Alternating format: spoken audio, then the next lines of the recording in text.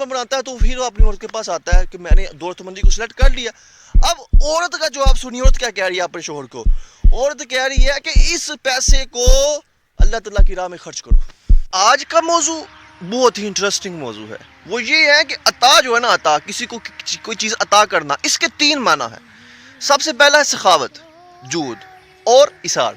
اب سخاوت کیا ہے؟ سخاوت یہ ہے کہ آپ کے کل مال سے آپ آدھا مال اللہ کی راہ میں خرچ کر دیں, یہ ہے سخاوت. اب جود کیا ہے؟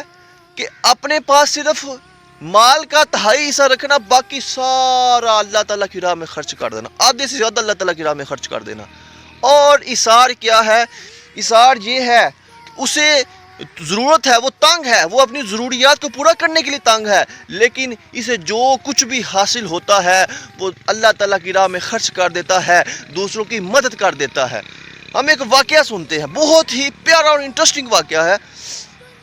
ابو عبداللہ حارث رازی فرماتے ہیں کہ کسی دور میں ایک نبی کی طرف اللہ نے وحی بھیجی کہ میں نے فلاں شخص کی آدھی زندگی کے لیے امیری لکھ دی ہے اور آدھی زندگی کے لیے فقیری لکھ دی ہے, جاؤ اسے پوچھ کہ تو پہلے فقیری لینا چاہتا ہے یا امیری لینا چاہتا ہے. تو اس دور کے جو نبی ہوتے ہیں وہ اس شخص کے پاس جاتے ہیں اور اسے اللہ تعالیٰ کا پیغام سناتے ہیں. وہ کہتے ہیں کہ میں آپ کو مشورہ کر کے بتاؤں گا. وہ شخص اپنی بیوی کے پاس جاتا ہے اور بیوی سے جا کر کہتا ہے کہ اللہ تعالیٰ نے میرے لیے یہ فیصلہ کیا ہے. تو بیوی کہتی ہے کہ تو امیری سلیکٹ کر, سب سے پہلے کیا کر, دولت مندی سلیکٹ کر, پھر بعد میں امیری سلیکٹ کرنا.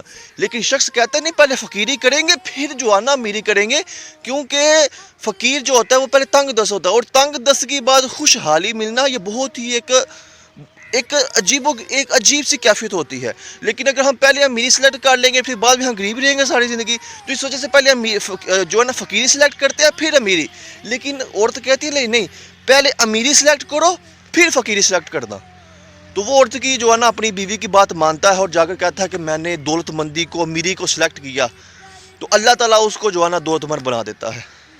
اور جب دولت مند بناتا ہے تو پھر وہ اپنی عورت کے پاس آتا ہے کہ میں نے دولت مندی کو سلیکٹ کر لیا. اب عورت کا جواب سنیے, عورت کیا کہہ رہی ہے اپنے شوہر کو. عورت کہہ رہی ہے کہ اس پیسے کو اللہ تعالیٰ کی راہ میں خرچ کرو.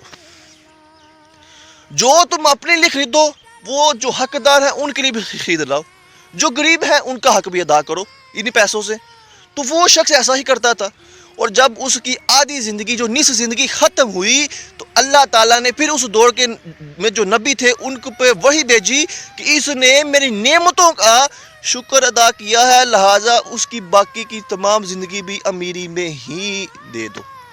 تو یہ اس سے کیا ہمیں سبق ملتا ہے کہ جو بھی آپ کے پاس ہے, جو کچھ بھی ہے, دولت ہے, جائیداد ہے, یہ چاول کنک جو بھی ہے, جو بھی آپ کے پاس مال میں سے یا پھر جو خرچ کرنے کے لائق ہے, وہ اللہ تعالیٰ کی راہ میں خرچ کریں تاکہ اللہ تعالیٰ اس میں اور برکت ڈالے. یہ نہ سوچیں کہ خرچ کریں گے تو کم ہوگا, بلکہ خرچ کریں گے تو بڑھے گا.